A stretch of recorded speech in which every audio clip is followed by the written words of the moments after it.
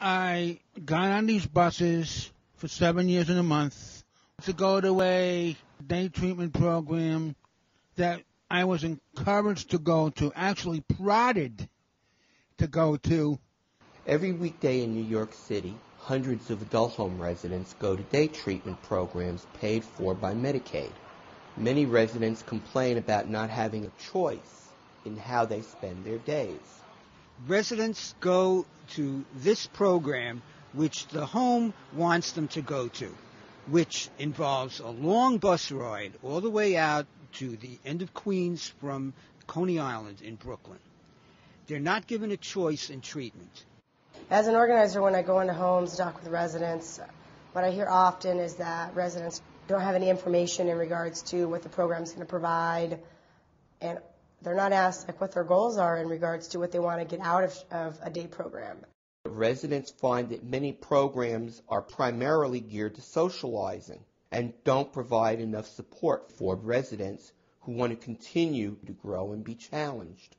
I went to this program for 2 years, and it was like a school you can never graduate from. It was the same thing over and over every day. It got boring for me, hearing the same things over and over again from the same people over and over again, and hearing yourself talk to give opinions for 7 years just got tiring. A 2006 review of day treatment programs by the New York State Commission on Quality of Care found wide variability in the quality of programming. According to the report, services ranged from those which were creative, individualized, and beneficial to those which were meaningless and provided little therapeutic value. It gets ridiculous to keep repeat. If they can give you something new, something different to think about, that's feeding your mind. When you feed a person's mind, they more alert. They go in groups, as they call them. They go to sleep during program hours. They sleep in groups. Or sleep on the bus. Each day, these residents spend an hour and a half on this bus to go to the program affiliated with their adult home, even though there are other day treatment programs a few blocks away. It's about a 40-minute trip on a good traffic day. On a bad traffic day, it could be upwards of an hour. The report by the New York State Commission on Quality of Care says Medicaid billing is based solely on hours of attendance, as documented by daily sign-up sheets. Payments don't depend upon hours of therapy or social work services actually provided, only on whether people show up and sign in. In this case, it doesn't seem to matter when they get there. The program is actually already started, and the second bus hasn't even filled up yet. A lot of the times, the residents are all going to the same day program, and the fact of the matter is one size does not fit all, and residents may or may not be getting what they need out of that day program. Residents should be treated like the adults that they are, and should be free to choose their own options. If you feel that the program you're going to is not right for you, you can switch to another program. I took it upon myself to investigate, and I decided to go to a mental health clubhouse here in Coney Island. I found out about this outside clinic and applied, had intake, and I've been very satisfied there. I found a better one. I found 3 programs a lot better.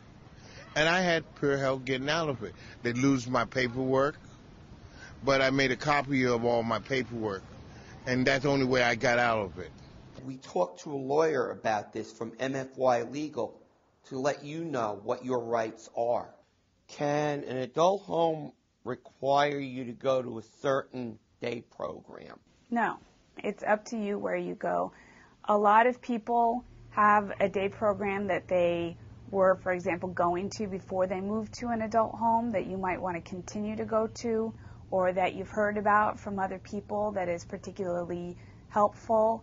Maybe you want to do some job training and the program that the home is suggesting you go to doesn't have that.